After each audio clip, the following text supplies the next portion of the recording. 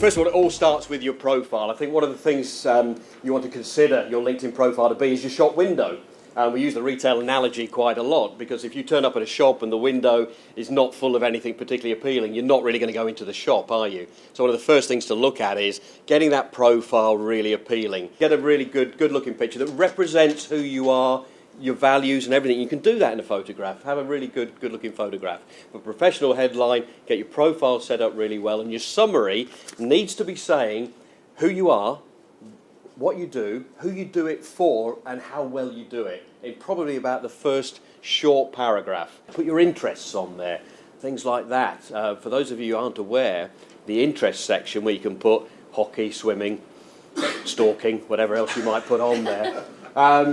If you comma separate those, they recently have become hyperlinked.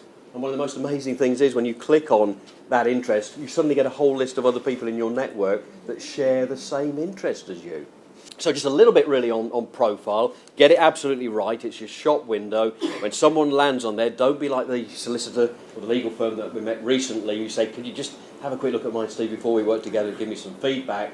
And I said, it looks great, but I get rid of all the typos. You're a legal firm. So just make sure it's absolutely spot on. So a little bit on profile there. Next, we're going to talk about network. Now, if your profile is your shop window, your network and how you build that is where you put that shop window. I'm an open networker. I've connected to a lady in Sydney. As an open networker, I connect to anybody who invites me to their network. She's got a very interesting profession. She's actually a dominatrix. Now you're sat there thinking, how on earth is a dominatrix in Sydney ever going to be any use to Michelle Beckett sat in Harrogate headhunting? Well, trust me when I say I was doing a senior level headhunt for a telecoms company a couple of years ago, and the guy that got on the shortlist, one of the guys on the shortlist, was actually one of her connections. So think, it's what Sammy was saying, it's who's in the room, who's outside the room. These connections that you build randomly will be of use to you. Yes, anybody needs a dominatrix. Put your hand up. That wasn't on his CV. Put your hand up. So build your network strategically. I would recommend at least 70 connections on LinkedIn to get any kind of traction so that people can find you and you can find people when you go on to advanced search. Really, really important. Many of you are on LinkedIn, I'm convinced of that, but you may be like many people that we meet who are on there but not really quite sure what they're doing with it. You've got a bit of a profile, made a few connections, and one of the challenges with this is that people are missing this phenomenal opportunity to use it as a marketing and business development tool. Mainly because they've got no strategy. Now, just a quick show of hands. People that either run their own businesses or within a firm, how many of you have a marketing strategy for your business? Okay, good number tonight. Great. Usually you want to get a few, don't we? Those people that just put their hands up, how many of you have a set of activities, daily, weekly, monthly, that follow that marketing strategy? Great, because why have the strategy otherwise? Okay, fantastic. LinkedIn is no different. If you haven't got a strategy, if you don't know, taking the comment Andy made before, why you're on there, first of all, what you're going to use it for, who it is you need to be connecting with, and how you're going to go about that, you're pretty well doomed for failure, and you might pick up one or two contacts if you're lucky, a little bit like winning the lottery. So I would really urge you to go back and say, why am I on here? What have I done with it so far? How can I really make this tool work for me? And set some goals. We talk about strategy in two forms. Inbound, getting your profile absolutely right so you attract people to you. Maybe the more passive type of marketing, getting involved in discussions, in groups, those sort of things on LinkedIn. That's sort of an inbound passive strategy. Or you can use a slightly more assertive approach that Michelle uses and use the outbound strategy, which is using the advanced search mechanism that Michelle's going to talk about in a moment, where you can literally go and cherry pick.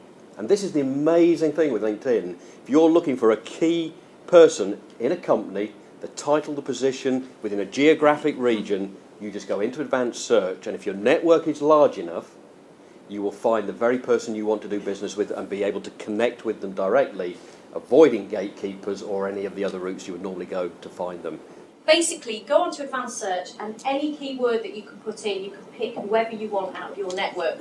You're looking for somebody at Asda to do business with, you're looking for a product manager, put that job title in, put that company in. The name will come up if your network is big enough. And if it's not big enough, strategically build your network so that you can find those people. Think, okay, I need to connect more people in the retail space to make this happen so I can find these people.